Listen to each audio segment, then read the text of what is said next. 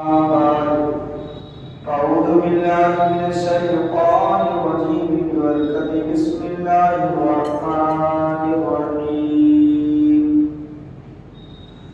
يا أيها الناس قد جاءكم برهان من ربكم آمنت بالله صدق الله العظيم وصدق رسوله النبي الأمين الكريم ونحن على ذلك لمن الشاهدين والشاكرين والحمد لله رب العالمين. اعلی حضرت عظیم البرکت مجدد دین و ملت الشاہ احمد رضا خواہ فاضل بریلوی رضی اللہ تعالی عنہ حضور نبی کریم صلی اللہ تعالی علیہ وسلم کے علم غیب کے تعلق سے عرض کرتے ہیں، اور کوئی غیب کیا تم سے نہاں ہو بلا یا رسول اللہ، اور کوئی غیب کیا تم سے نہاں ہو بھلا، جب نہ خدا ہی چھپا تم پہ کروڑوں درود، جب نہ خدا ہی چھپا تم پہ کروڑوں درود. اور فرماتے ہیں کہ سرے عرش پر ہے تیری گزر، سرے عرش پر ہے تیری گزر، دل فرش پر ہے تیری نظر. یا رسول اللہ، سرے عرش پر ہے تیری گزر، دل فرش پر ہے تیری نظر. ملکوت و ملک میں کوئی شے نہیں وہ جو تجھ میں عیا نہیں، ملکوت و ملک میں کوئی شے نہیں وہ جو تجھ میں عیا نہیں. حضرات آئیے ہم سب مل کر سب سے پہلے انتہائی خلوص و عقیدت و محبت کے ساتھ اپنے آقا و مولا حضور سید کونین صلی اللہ تعالی علیہ وسلم کی بارگاہ بے کسبنا میں حد یہی درود و سلام کا نذرانہ پیش کریں اور پڑھیں بآواز بلند اللہم صلی علی سیدنا و شفیعنا و حبیبنا و طبیبنا و قلوبنا و شفاء صدورنا صلی اللہ تعالی علیہ وسلم. حضرات، اللہ تبارک و تعالی نے اس دنیا میں کم و بیش 1,24,000 یا 2,24,000 انبیاء کرام علیہم السلام کو اس کائنات میں اپنے بندوں کی ہدایت کے لیے بھیجا.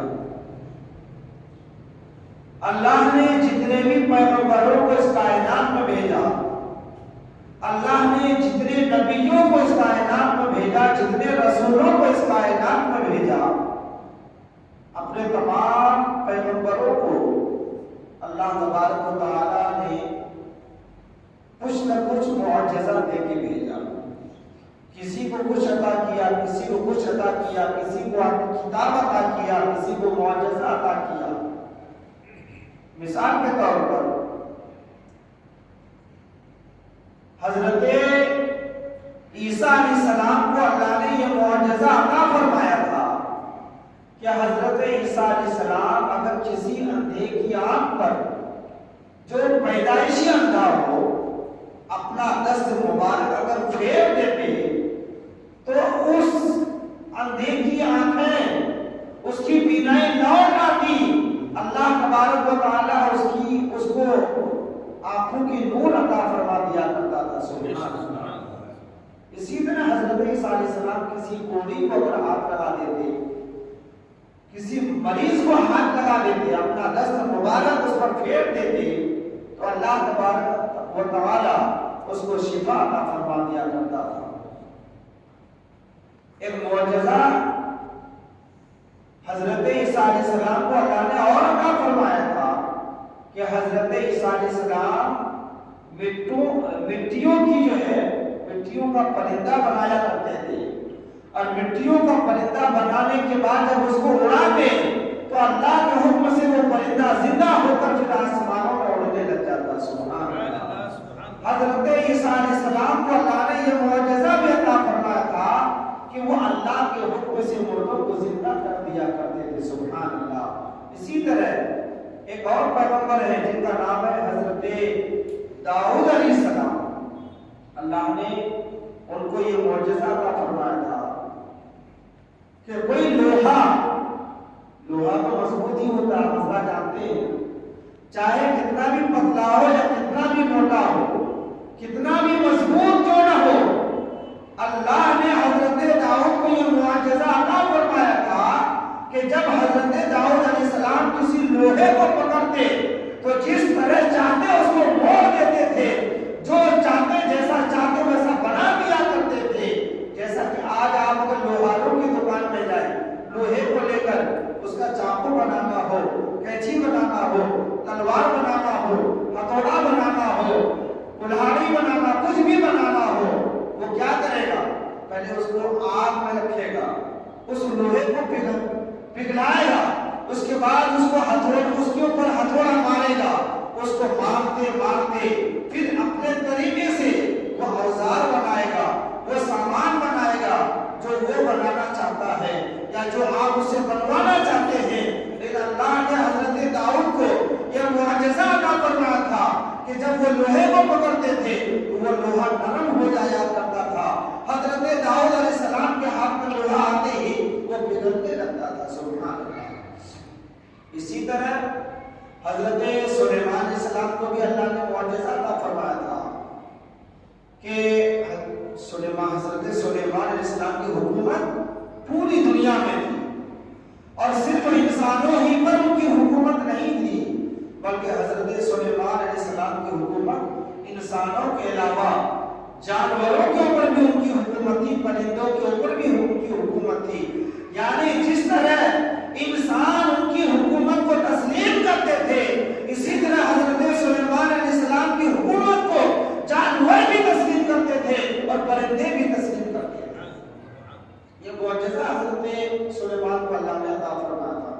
بے شمار انبیاء کرام ہیں، کم و بیش 1,24,000 یا 2,24,000. تو اللہ نے ہر نبی کو کچھ نہ کچھ معجزہ دے کے بھیجا. لیکن آپ تذکرۃ الانبیاء پڑھیں، تاریخ کی کتابیں پڑھیں، احادیث پڑھیں، مشکات شریف ہے، بخاری شریف ہے، ترمذی ہے، ابو داؤد ہے، نسائی وغیرہ ہے، تمام کتابوں کو پڑھ ڈالیں، آپ کو کسی کتاب میں یہ نہیں ملے گا کہ اللہ نے اپنے پیارے نبی حضرت محمد مصطفیٰ صلی اللہ تعالی علیہ وسلم کے علاوہ کسی اور نبی کو سراپا معجزہ بنا کر بھیجا. اللہ نے ان کو سراپا معجزہ بنا کر بھیجا. کسی نبی کے بارے میں نہیں ملے گا، کسی پیغمبر کے بارے میں نہیں ملے گا، کسی رسول کے بارے میں نہیں ملے گا. لیکن اللہ میرے نبی کی کیا شان ہے، میرے نبی کا کیا مقام ہے، میرے نبی کا کیا مرتبہ ہے. اللہ نے اور نبی کو بھیجا تو کسی کو کچھ معجزہ دے کے بھیجا، کسی کو اور کچھ معجزہ دے کے بھیجا.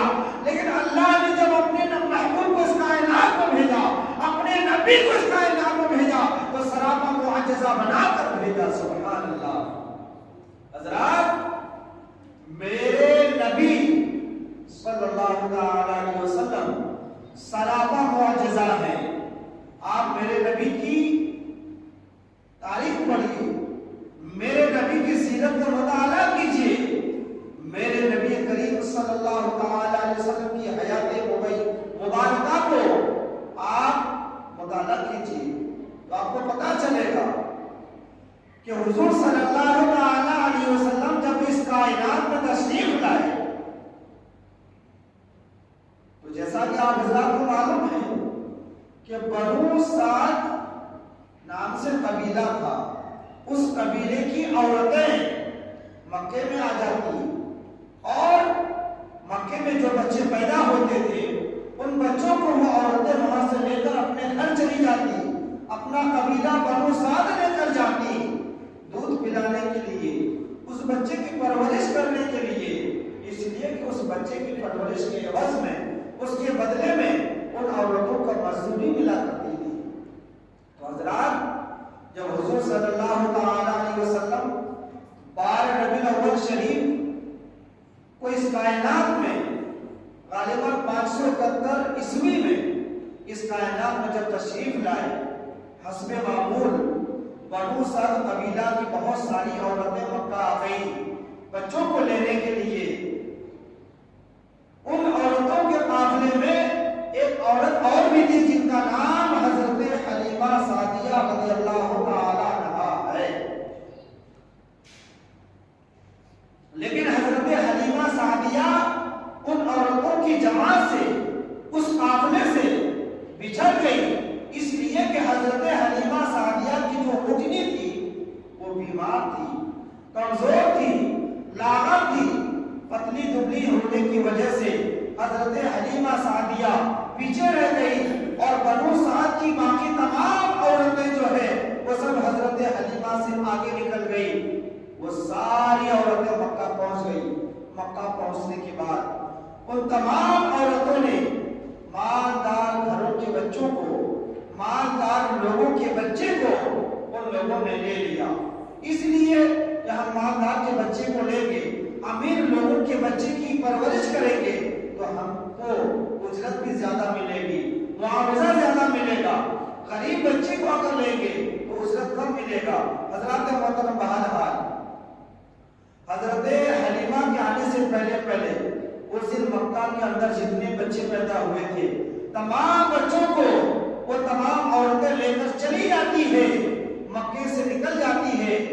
آخر میں جب حضرت حلیمہ سعدیہ مکہ پہنچی، تلاش کرتے کرتے ڈھونڈتے پتا چلا کہ پورے مکہ میں ایک ہی بچہ ہوا ہے، اور اس پر یہ کہ اس بچے کے والد محترم وہ اس دنیا میں بھی نہیں ہے، ان کا بھی انتقال ہو چکا ہے۔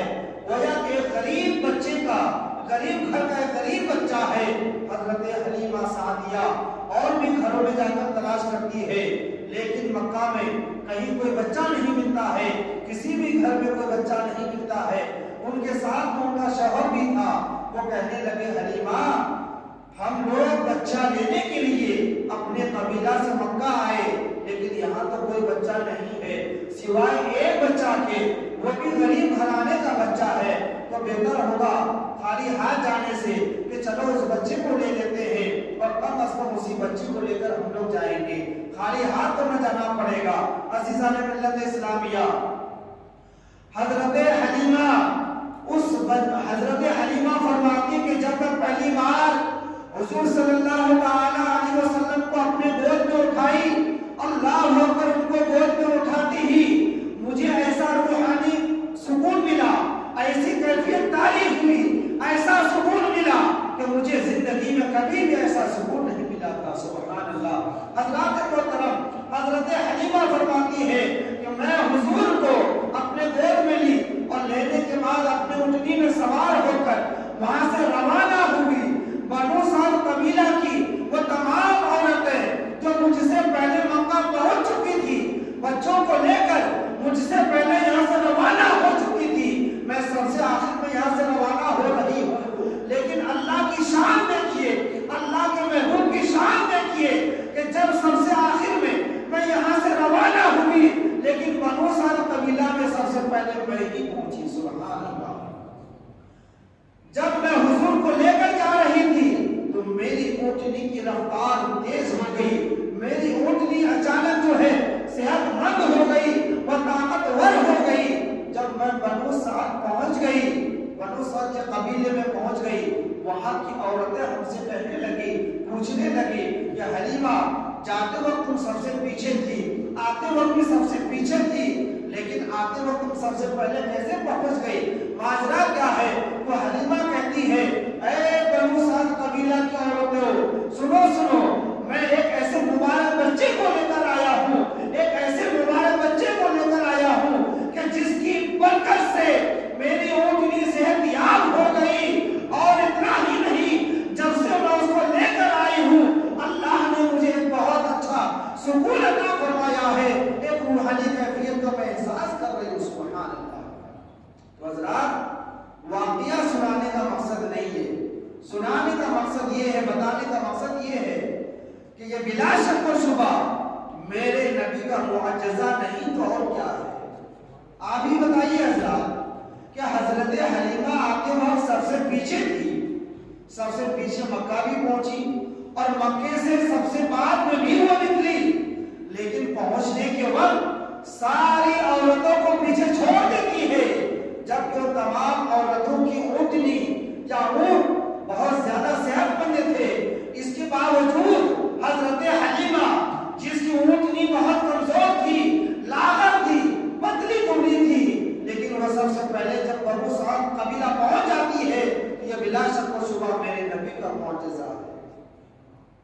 حضرات اتنا ہی نہیں، حضرت حلیمہ فرماتی ہیں کہ جب اس قبیلے میں کوئی بچہ بیمار پڑتا، کوئی آدمی بیمار پڑتا، کوئی جانور بیمار پڑتا، جب سب کو معلوم ہو گیا ہے کہ حلیمہ کے گھر ایک بہت ہی مبارک بچہ آیا ہے جس کے قدم کی برکت سے اللہ نے اس کے گھر میں رحمت نازل فرمائی ہے، برکت نازل فرمائی ہے، اور ایک بات یہ ہے کہ جب حضور صلی اللہ علیہ وسلم بنو سعد کے قبیلہ میں پہنچے، حضور کے پہنچنے کے ساتھ ہی اس قبیلے میں جتنے جانور تھے، چاہے وہ بکری ہو، گائے ہو، اونٹنی ہو، دودھ دینے والا جو بھی جانور ہو، وہ تمام جانوروں کے تھن جو ہے دودھ سے بھر چکے تھے۔ سبحان اللہ، یہ حضور کا بلا شبہ معجزہ ہے۔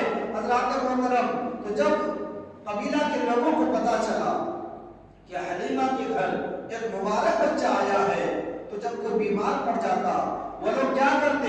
حلیمہ کے گھر آتے اور کہتے حلیمہ تمہارے گھر میں جو مبارک بچہ ہے اس کے مبارک پیر کو یہ پانی سے دھو دو تاکہ یہ پانی ہم اپنے بیمار بچے کو پلا سکیں، یہ پانی ہم اپنے شوہر کو پلا سکیں، اپنے بھائی کو، اپنے والد کو پلا سکیں، اپنے جانوروں کو پلا سکیں، اس لیے کہ یہ مبارک بچہ ہے، اس کے پیر کی برکت سے، اس کے پیر سے دھلے ہوئے پانی میں اللہ شفا عطا فرماتا ہے، ہم جس کو بھی پلاتے ہیں اللہ اس کو شفا عطا فرما دیتا ہے۔ سبحان اللہ۔ حضرات یہ میرے نبی کا معجزہ ہے۔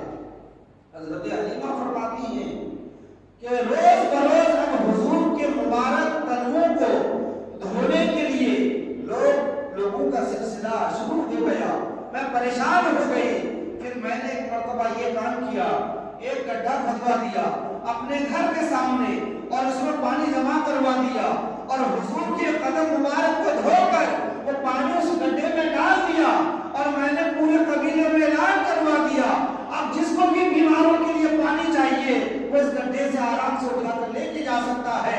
تو لوگ وہ چھوٹے سے تالاب سے پانی لے کر جاتے رہے اور اپنے بیماروں کو پلاتے رہے اور سب کو شفا ملتا رہا۔ سبحان اللہ۔ حضرات محترم یہ میرے نبی کا معجزہ ہے، میرے نبی کا معجزہ ہی ہے یہ کہ جس کے قدم کی برکت سے قدمِ مبارک کو دھونے والے پانی سے اللہ ان مریضوں کو شفا عطا فرما دیا کرتا تھا۔ حضرت حلیمہ کی ایک بیٹی تھی، غالباً ان کا نام حضرت شیمہ تھا۔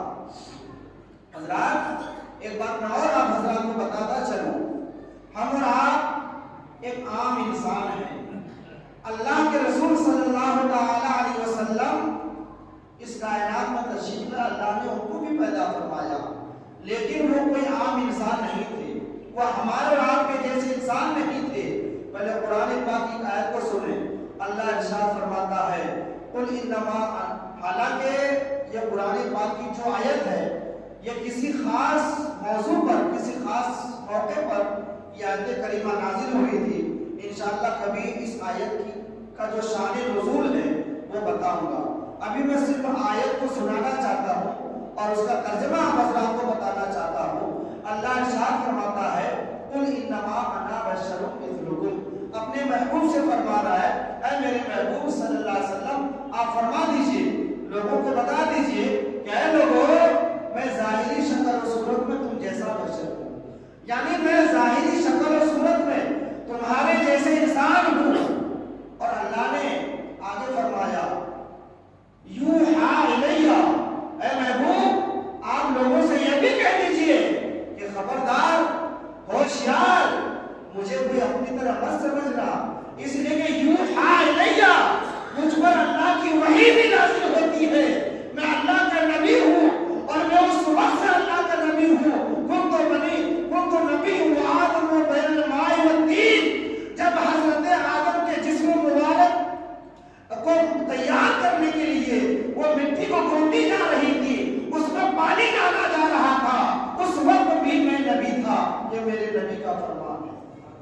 تو حضرات میں عرض یہ کر رہا تھا کہ وہ اللہ کے نبی ہیں اور اللہ نے اپنے نبی کو نور سے پیدا فرمایا ہے۔ حضرات محترم، تو حضور صلی اللہ تعالی علیہ وسلم ایک عام بچے کی طرح ان کی پرورش نہیں ہوئی، بلکہ آج ہمارا اور آپ کا حال تو یہ ہے، ہمارے اور آپ کے بچوں کا حال یہ ہے، ہم سے پہلے اس دنیا میں جو آئے یعنی ہمارے آبا و اجداد، باپ دادا نانا وغیرہ، ان کا حال یہ ہے کہ جب ہم اور آپ پیدا ہوتے ہیں تو قریب قریب سال بھر میں یا کم سے کم 9-10 مہینے میں تب مشکل سے بچہ جو ہے چلنے لگتا ہے، بہت مشکل سے۔ کچھ بچے تو ایسے ہوتے ہیں کہ 1.5 سال 2 سال پر بھی صحیح سے چلنا نہیں پاتے ہیں جو ہے، اور بولنے کے لیے 1 سال کے بعد دھیرے دھیرے سیکھتے ہیں۔ وہ بھی جب شروعات میں بولتے ہیں بچے تو بچوں کی زبان میں لغت ہوتی ہے، بچے لڑکھڑا کے بولتے ہیں، توتلا کے بولتے ہیں۔ اس طرح کا معاملہ حضور کے ساتھ میں نہیں تھا۔ روایتوں میں آتا ہے کہ جب حضور صلی اللہ علیہ وسلم صرف 9 مہینے کے تھے، اللہ اس وقت حضور جو ہے تیر چلانا سیکھ لیے تھے۔ سبحان اللہ، یعنی حضور بہت تیزی کے ساتھ بولتے تھے۔ تو حضرت شیبہ کہتی ہے، یعنی جو حضرت حلیمہ کی بیٹی ہے اور حضور کی رضاعی بہن ہے، وہ کہتی ہے ایک مرتبہ میں اور محمد صلی اللہ علیہ وسلم بکریاں چرانے کے لیے گئے تھے۔ اس وقت اللہ کے رسول غالباً 1.5 سال یا 2 سال کے تھے، ہم لوگ بکریاں چلا رہے ہیں۔ تو حضرت شیبہ کہتی ہے کہ ساری بکریوں کو چرانے کے لیے تو میں جایا کرتی تھی، ساری بکریوں کو ہمیشہ میں لے کر جایا کرتی تھی، لیکن جس دن بھی محمد میرے ساتھ جاتے ساری بکریاں ان کے ساتھ چلی جاتی، میرے پاس کوئی بھی بکری نہیں آتی۔ اور میں یہ بھی دیکھتی کہ محمد صلی اللہ علیہ وسلم وہ جدھر جدھر جاتے آسمان میں ایک بادل ان کے سر کے اوپر سایہ کرتا، وہ جدھر جدھر جاتے وہ بادل سایہ کرتے ہوئے ادھر ادھر جاتا۔ سبحان اللہ، ادھر ادھر جاتا، یعنی حضور کو دھوپ سے پریشانی نہیں ہوتی تھی، بادل وہ سایہ کیے ہوئے رہتا تھا۔ اور حضرت شیبہ کہتی ہے پھر میں نے یکایک کیا دیکھا کہ 2 آدمی آئے، 2 شخص آئے، ان دونوں نے محمد کو پکڑ کر ایک پیڑ کے نیچے، درخت کے نیچے لٹا دیتے ہیں۔ لٹانے کے بعد ان کے سینے مبارک کو چاک کر دیتے ہیں، یعنی چیر دیتے ہیں، پھاڑ دیتے ہیں۔ عزیزان ملت اسلامیہ، حضرت شیبہ کہتی ہے کہ جب یہ بھیانک منظر میں نے دیکھا کہ محمد کے سینے کو کوئی 2 آدمی جن کو میں پہچانتی نہیں ہوں، اجنبی شخص ہے، چاک کر دیا ہے، اللہ اللہ، یہ منظر دیکھ کر وہ دوڑتی ہوئی حضرت حلیمہ کے پاس گئی اور کہنے لگی امی جان آج تو بڑا غضب ہو گیا، بہت ہی غضب ہو گیا۔ حضرت حلیمہ فرماتی کہ بیٹی کیا ہوا، ذرا مجھے بھی تو بتاؤ۔ حضرت شیبہ کہتی ہے امی جان میں اور محمد بکریاں چرا رہے تھے، لیکن یکایک 2 آدمی آ گئے جو میں کبھی اس سے پہلے وہ دونوں کو کبھی بھی نہیں دیکھا تھا۔ وہ دونوں آدمی محمد کو ایک پیڑ کے نیچے سلا دیتے ہیں، اس کے بعد ان کے سینے مبارک کو چاک کر دیتے ہیں۔ یہ منظر دیکھ کر میں گھبرا گئی اور آپ کو کہنے کے لیے آ گئی۔ جب حضرت حلیمہ نے یہ سنا وہ بھی گھبراہٹ میں وہاں سے دوڑ پڑے اور میرے نبی کریم صلی اللہ تعالی علیہ وسلم کو ڈھونڈتے ڈھونڈتے اسی جگہ پہنچ گئی۔ تو وہ کیا دیکھ رہی ہے کہ محمد صلی اللہ تعالی علیہ وسلم اسی پیڑ کے نیچے آرام کر رہے ہیں، آرام سے بیٹھے ہیں۔ حضرت حلیمہ ان کے قریب گئی، ان کو جب دیکھا تو دیکھتے ہیں کہ ان کے جسم میں کہیں بھی کوئی خون نہیں ہے، کہیں کوئی کسی طرح کا کوئی نشان نہیں ہے۔ البتہ جب سینے مبارک کو دیکھتی ہے تو کیا دیکھ رہی ہے کہ سینے میں جو ہے کاٹنے کا مطلب یعنی چیرنے کا ایک نشان ہے۔ حضرت حلیمہ فرماتی ہیں اے میرے پیارے بیٹے محمد مجھے بتاؤ یہ کیا ہوا۔ اللہ کے رسول ارشاد فرماتے ہیں امی جان گھبرانے کی ضرورت نہیں ہے، میرے سینے کو چاک کیا گیا، میرے سینے سے دل کو نکالا گیا اور اس کے بعد پھر اللہ تبارک و تعالی نور و حکمت سے بھر کر میرے سینے کے اندر میرے دل کو رکھ دیا گیا۔ حضرت حلیمہ فرماتی ہے کہ ایسا کرنے والا شخص کون تھا؟ حضور فرماتے ہیں امی جان وہ 2 تھے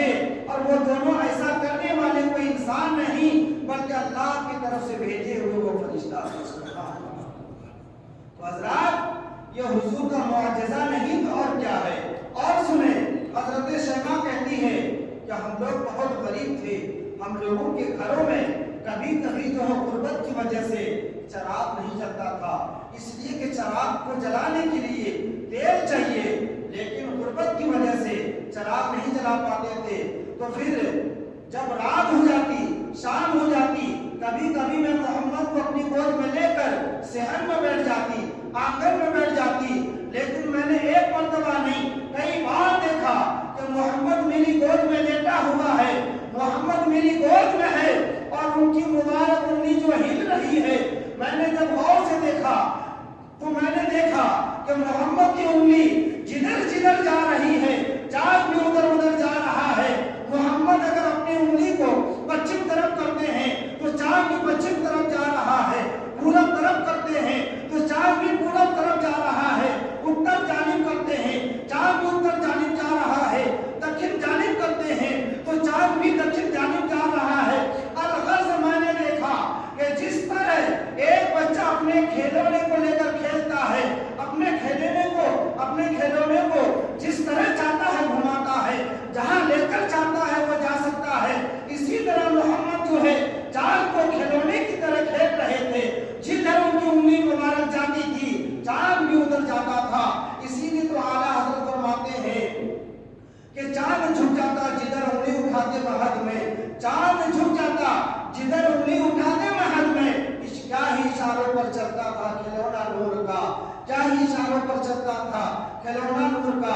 عزیزان ملت اسلامیہ، میرے حضور کے کمالات معجزات تو بے شمار ہیں، جیسا کہ میں نے ابھی عرض کیا کہ حضور صلی اللہ علیہ وسلم کو اللہ نے سراپا معجزہ بنا کر بھیجا ہے۔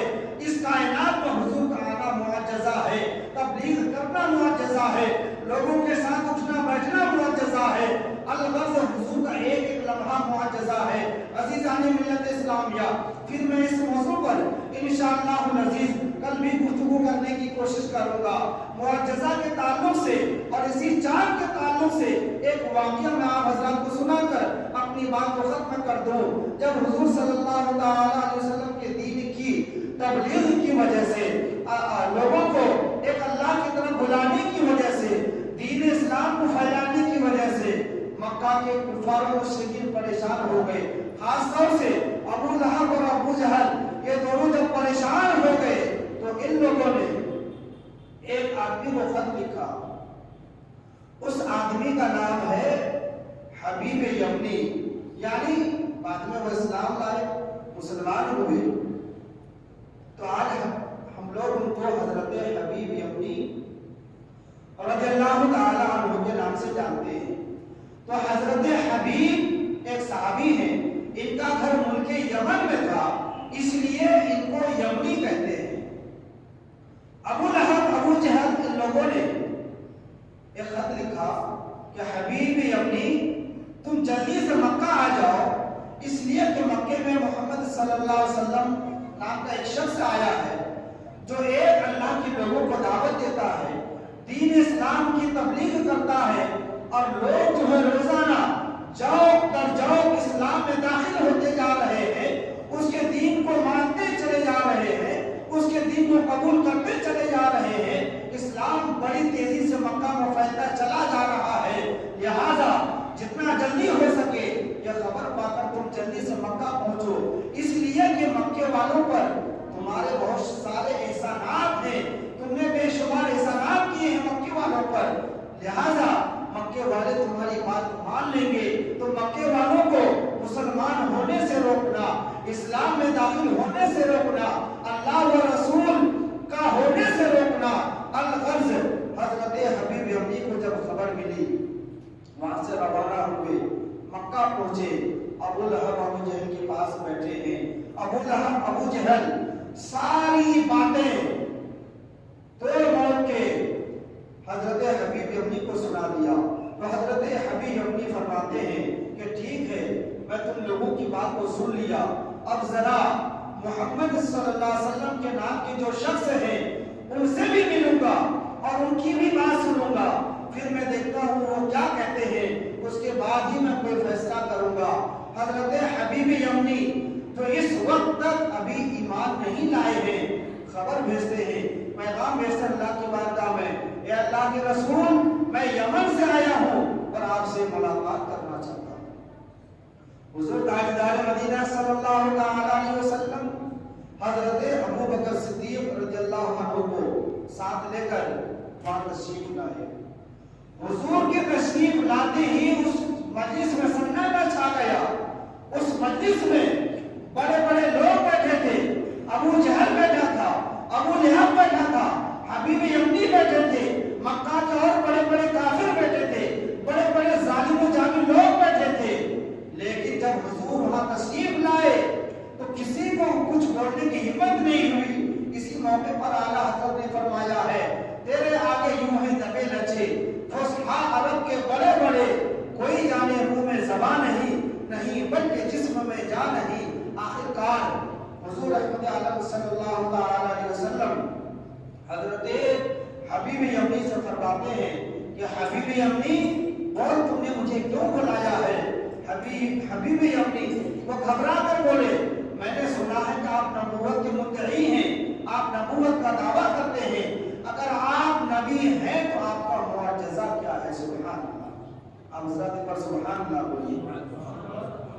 میں اس لیے آپ حضرت کو سبحان اللہ کہنے کے لیے بولا کہ اس وقت کے جو کافر تھے وہ بھی اس بات کو مانتے تھے، جانتے نہیں تھے، مانتے تھے۔ حضرات جاننے میں اور ماننے میں فرق تو ہوتا ہے۔ آپ کسی بات کو جانتے ہیں لیکن مانتے نہیں ہیں، تو ماننے میں اور جاننے میں فرق ہے۔ اس زمانے کے کافر بھی اس بات کو جانتے بھی تھے، مانتے بھی تھے کہ جو اللہ کا نبی ہوتا ہے اللہ اس کو معجزہ دے کر بھیجتا ہے۔ بہت افسوس کی بات ہے کہ اس دور میں ایسے آپ کو مسلمان ملے تھے جو اسی نبی کا لایا ہوا کلمہ بھی پڑھتے ہیں، قرآن بھی پڑھتے ہیں، نماز بھی پڑھتے ہیں، دین اسلام کے سارے کام مکمل کرتے ہیں۔ افسوس صد افسوس، لیکن اسی نبی کے علم غیب کا، ان کے معجزہ کا انکار کرتے ہیں۔ ایسے ایسے مسلمان ہیں اس دنیا میں۔ اللہ تبارک و تعالی ہم سب کو اپنے نبی سے سچی محبت اور عقیدت کرنے کی توفیق عطا فرمائے۔ حضرات حبیب یمنی نے کہا کہ اگر آپ نبی ہیں تو آپ کا معجزہ کیا ہے؟ آپ معجزہ دکھائیے۔ حضور صلی اللہ علیہ وسلم فرماتے ہیں کہ تم جو چاہو۔ اب دیکھیے اللہ نے اپنے نبی کو کتنا معجزہ عطا فرمایا تھا۔ حضور کتنے بااختیار تھے کہ حضور فرمانے کہ تم جو چاہو، یعنی حبیب یمنی تم جو دیکھنا چاہو میں تم کو دکھا سکتا ہوں۔ سبحان اللہ۔ حضرات یہ بات وہی نبی کہہ سکتا ہے جس کو اللہ نے مکمل اختیار دیا ہو۔ اگر مکمل اختیار نہیں ہوتا، اگر کچھ لمٹ میں ہوتا تو وہ کہتے کہ میں تم کو فلاں فلاں دکھا سکتا ہوں اور فلاں فلاں نہیں دکھا سکتا ہوں، لیکن حضور نے فرمایا حبیب یمنی تم جو دیکھنا چاہتے ہو بولو، کیا دیکھنا چاہتے ہو، میں تمہیں دکھانے کے لیے تیار ہوں۔ حضرات رات کا وقت تھا، چاندنی رات تھی، چاند اپنی پوری آب و تاب کے ساتھ چمک رہا تھا آسمان پر۔ حبیب یمنی نے موقع کو غنیمت جانا اور پکار اٹھا اگر آپ اللہ کے نبی ہیں، آپ اللہ کے رسول ہیں تو یہ جو چاند جو چمک رہا ہے آپ اس کے دو ٹکڑے کر دیجئے۔ سبحان اللہ، آپ اس کے دو ٹکڑے کر دیجئے۔ اللہ اکبر۔ حضور صلی اللہ علیہ وسلم اپنے دست مبارک کی انگلی کا اشارہ فرماتے ہیں چاند کی طرف، کہ چاند جو پھٹ کر دو ٹکڑا ہو جاتا ہے۔ سبحان اللہ۔ یہ جو چاند کا واقعہ ہے بہت تفصیل ہے۔ جب یہ چاند پھٹ کر دو ٹکڑا ہوا تھا، یہ واقعہ تھا سعودی عرب کا واقعہ ہے، مکہ کا واقعہ ہے، لیکن جب چاند پھٹ کر دو ٹکڑا ہوا تھا اس وقت جو لوگ ہندوستان میں تھے اس منظر کو ان لوگوں نے بھی دیکھا، جو لوگ ان کے شام میں تھے ان لوگوں نے بھی دیکھا، جو لوگ ان کے یمن میں تھے ان لوگوں نے بھی دیکھا۔ غرض ہے کہ پوری کائنات میں جتنے لوگوں کی نگاہیں آسمان کی طرف گئی ان تمام لوگوں نے دیکھا کہ چاند جو ہے پھٹ کر دو ٹکڑا ہو گیا ہے، لیکن کسی کو یہ نہیں پتا تھا کہ چاند کا دو ٹکڑا کرنے والا کون ہے جو چاند کو دو ٹکڑے میں تقسیم کر دیا ہے۔ عزیزان ملت اسلامیہ، حضرت حبیب یمنی اس منظر کو دیکھ لیے کہ حضور نے اپنی مبارک انگلی کا اشارہ کیا تو چاند پھٹ کر دو ٹکڑا ہو گیا. پھر حضرت حبیب یمنی عرض کرتے کہ آپ دونوں ٹکڑے کو ملا دیں. حضور دوبارہ اشارہ فرماتے ہیں, وہ چاند دونوں ٹکڑا اپنے آپس میں مل جاتا ہے. حضرات محترم, اس کے بعد حضور فرماتے ہیں کہ حبیب یمنی جو ہے دو معجزات کے بارے میں حضور سے اجازت مانگنا تھا کہ میں آپ سے دو معجزہ دیکھنا چاہتا ہوں, جس میں سے ایک تو یہ ہے کہ آپ چاند کے دو ٹکڑے کر دیجئے. تو حضرات یہ بات تو مکمل ہو گئی. یہ بات مکمل ہونے کے بعد حضور نے فرمایا کہ حبیب یمنی تمہاری پہلی بات پوری ہو گئی, پہلی مانگ تمہاری پوری ہو گئی, اب بتاؤ تم دوسری بات کیا چاہتے ہو.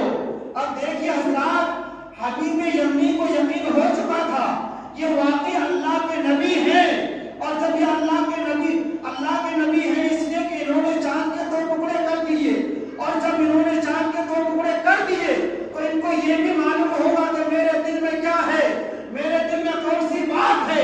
یہی وجہ ہے کہ حبیب یمنی نے کہا اے اللہ کے نبی آپ خود ہی بتا دیجئے کہ میں دوسری بات کیا چاہتا ہوں, میں دوسری بات کیا چاہتا ہوں. اللہ کے رسول ارشاد فرماتے ہیں حبیب یمنی سن, تم دوسری بات یہ چاہتے ہو تمہاری ایک لڑکی ہے جو اپاہج ہے, پیر سے لمبی ہے, ہاتھ سے مومی ہے, کان سے بہری ہے, آنکھ سے اندھی ہے, وہ تم پر بوجھ بنی ہوئی ہے اور تم چاہتے ہو کہ اس کو شفا مل جائے. حبیب یمنی جاؤ, میں نے تمہاری بیٹی کو شفا عطا کر دی. اللہ, جب یہ سننا تھا حبیب یمنی بے اختیار ہو گیا, کانپتی ہوئی آواز میں چلا کر بولا اے ابو جہل سن لے, اے امیہ سن لے, اور مکہ کے در و دیوار سن لو اور گواہ ہو جاؤ, میں صدق دل سے پڑھتا ہوں لا الہ الا اللہ محمد رسول اللہ. اب سے میں مسلمان ہو گیا ہوں اور یمن پہنچ کر میں اسلام کی تبلیغ کروں گا, ایک مبلغ کی حیثیت سے لوگوں کو اسلام کی دعوت دوں گا. عزیزان ملت اسلامیہ, حضرت حبیب یمنی گھر پہنچے, دروازے پر دستک دیتے ہیں, رات کا وقت تھا. اب وہی ان کی اپاہج لڑکی دروازہ کھولنے کے لیے آئی, دروازے کو کھولا, باپ کو دے کر پڑھنے لگی اشہد ان لا الہ الا اللہ و اشہد ان محمد عبدہ و رسولہ. حضرت حبیب یمنی حیرت زدہ ہو گئے اور فرمانے لگے اے میری پیاری بیٹی, تو اچھی کیسے ہو گئی, اور تجھے یہ کلمہ کس نے سکھایا, تجھے یہ کلمہ کیسے یاد ہوا. اللہ, حضرت حبیب یمنی کی بیٹی کہتی ہے اے میرے ابا جان, میں ایک رات سو رہی تھی لیکن میری قسمت بیدار تھی, میری قسمت جاگ اٹھی. میں نے خواب میں کیا دیکھا, ایک سیاہ زلفوں والا, کالی کملی والا, نورانی چہرے والا میرے خواب میں تشریف لایا اور مجھ سے فرمایا بیٹی ہم تیرے باپ کو مکے میں کلمہ پڑھا رہے ہیں, تو بھی یہاں کلمہ پڑھ اور مسلمان ہو جا. اور چونکہ میں نے بھی پڑھ لیا, کلمہ طیبہ پڑھ لیا اور مسلمان ہو گئی.